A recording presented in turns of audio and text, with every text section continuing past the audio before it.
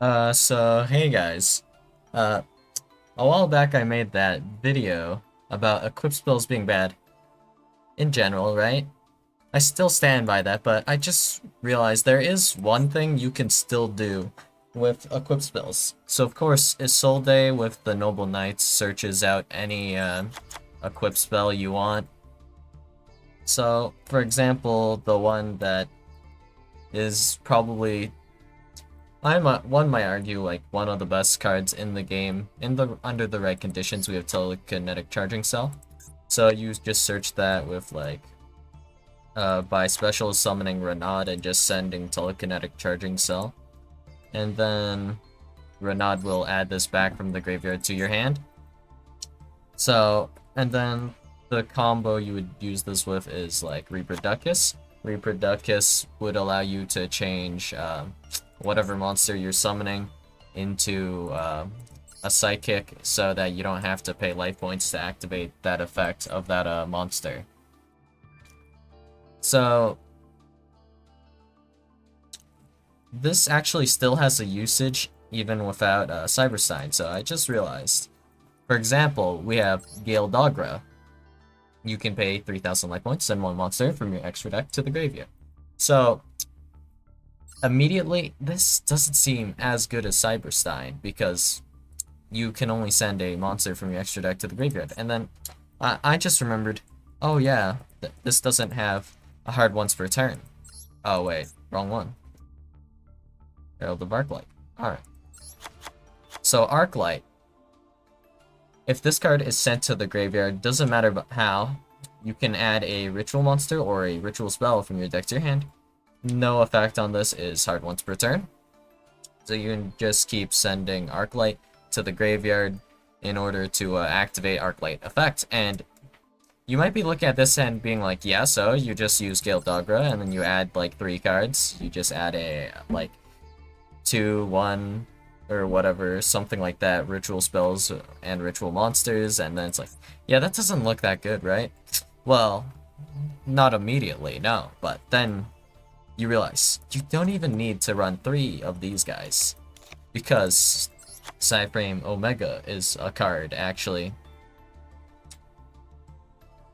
And it has this lovely effect. If this card is in your graveyard, you can target one other card in the graveyard, shuffle both that card and this card from the graveyard into the deck.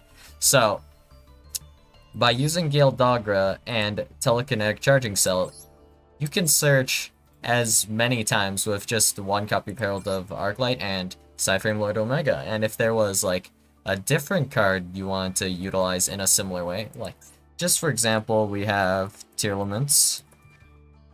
You can also send like a Kit Callus this way. Kit Callus does have a hard once per turn, however. But if you do send Kit Callus with Gale Dogra, you do get the 5 mils. If that's relevant to you, I guess it's relevant. But like, I'm sure there's probably something in the extra deck that's probably as like relatively strong as Herald of the Arclight, and that can be looped alongside like a Cyframe Lord Omega with the Gale Dogra. But at the very least, you should be able to make a strong, like, whatever kind of end board you want to be making, considering, now that I think about it, Ben 10 also does not have a hard once per turn on it.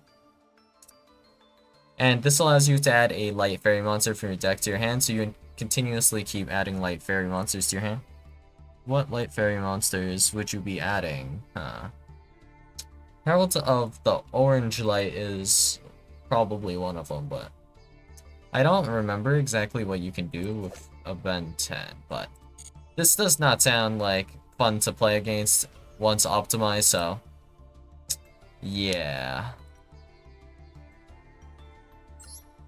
But I suppose there is still like an Isolde telekinetic charging cell loop you can reasonably do.